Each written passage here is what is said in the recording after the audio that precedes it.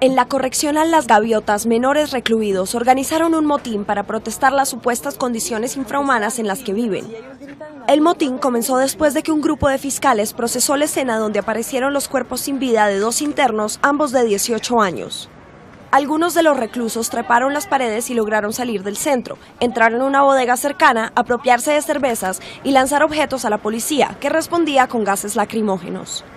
Los internos denunciaron que los monitores les pegan, les dan comida en mal estado y los tienen encerrados la mayor parte de la semana. También exigen poder vestir ropa de calle, que no se les corte el pelo y que se les permitan visitas conyugales.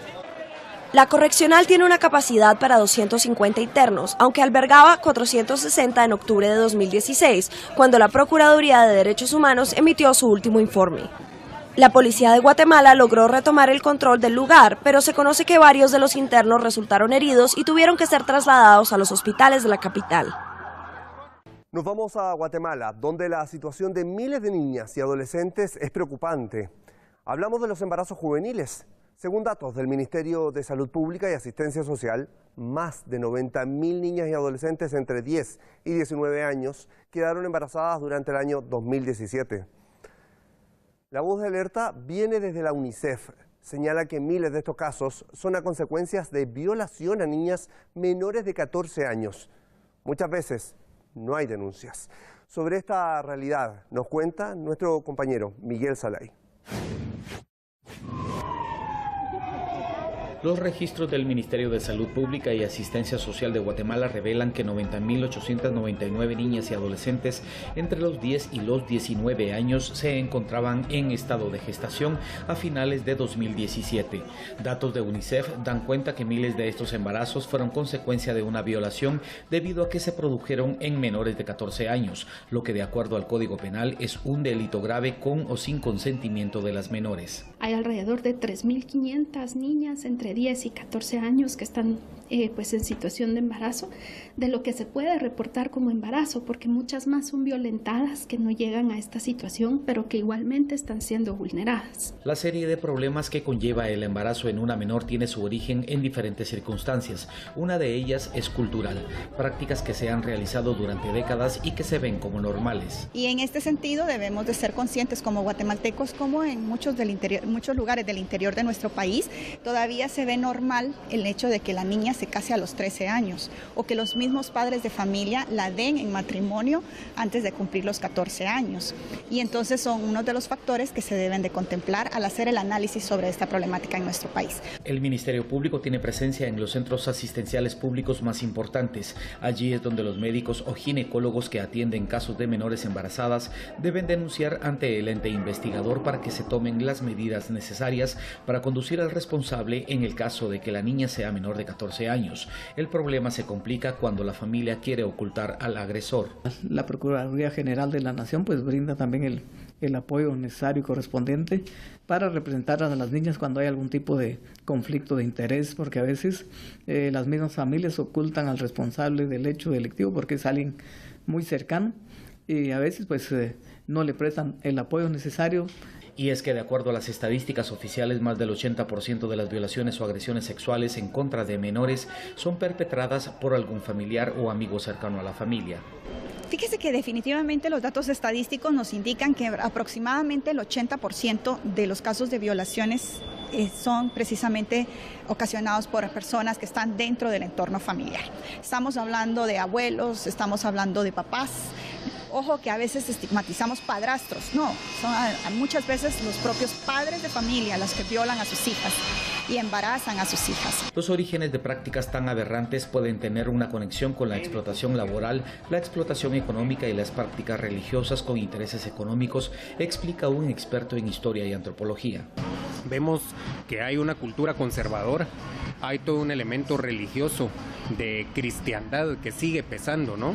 Y que recordemos que en la época colonial, por ejemplo, muchos jóvenes, niños y niñas prácticamente entre 10 y 12 años eran conminados por la iglesia para casarse porque ya con matrimonios separados de sus familias se convertían en tributarios del diezmo.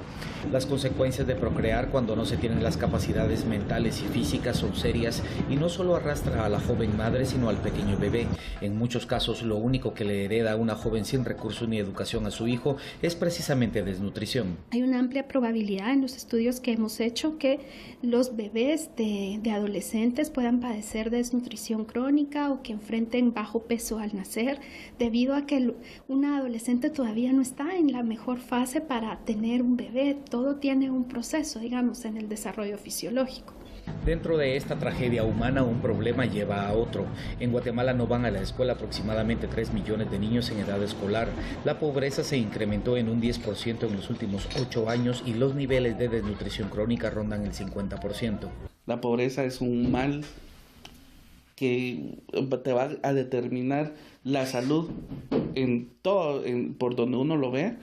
Y la otra cuestión, en este caso, sí hay un factor cultural que nos hace falta profundizar más en el análisis. El Estado de Guatemala ha reprobado en repetidas oportunidades la asignatura de protección a la niñez y adolescencia. Prueba de ello fue la noticia que le dio la vuelta al mundo en marzo de 2017, cuando 41 niñas perdieron la vida calcinadas en un incendio en un hogar para menores a cargo del Estado y del que no se han obtenido sentencias. Es una muestra de cómo el Estado ha fallado para asegurar los mecanismos de protección y restitución y garantía de derechos de la niñez y la adolescencia.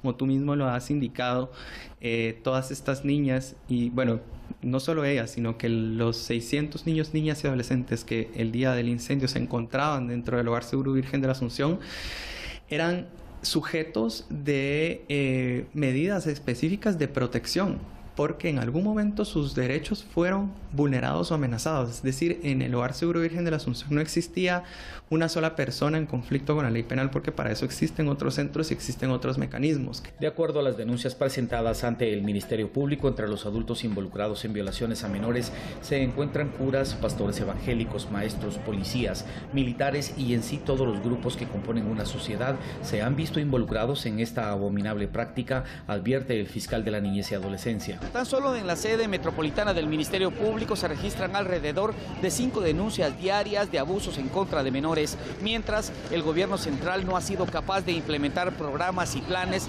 para contrarrestar uno de los lastres más grandes de la sociedad, que es el abuso en contra de niños y adolescentes. Para Cámara al Hombro, Miguel Salay, Hispan TV, Ciudad de Guatemala. Cuando yo quedé embarazada tenía 13 años y ahí poco a poco fui saliendo con mi embarazo hasta que di a luz al bebé. Yo estaba con mi pareja y yo quería experimentar, quería tener un bebé. Él cuando se dio cuenta que yo estaba embarazada, él se fue y él solo me dijo que solo me iba a ayudar pero que él no iba a estar conmigo. Sí me dijo y se fue. Me puse muy triste porque ya sabiendo que el bebé iba a nacer, ya solo no iba a tener a su papá y a su mamá juntos, no que iban a estar separados. Y me puse muy triste. También porque mi bebé cuando él nació traía su lengüita pegada con el frenecillo.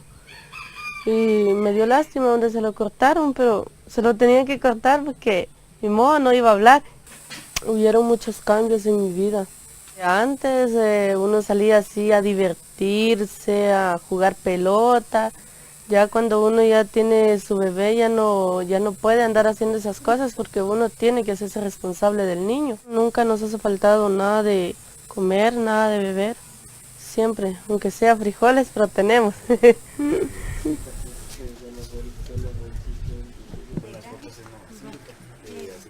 Yo no esperaba que mi hija tan joven ya estuviera embarazada.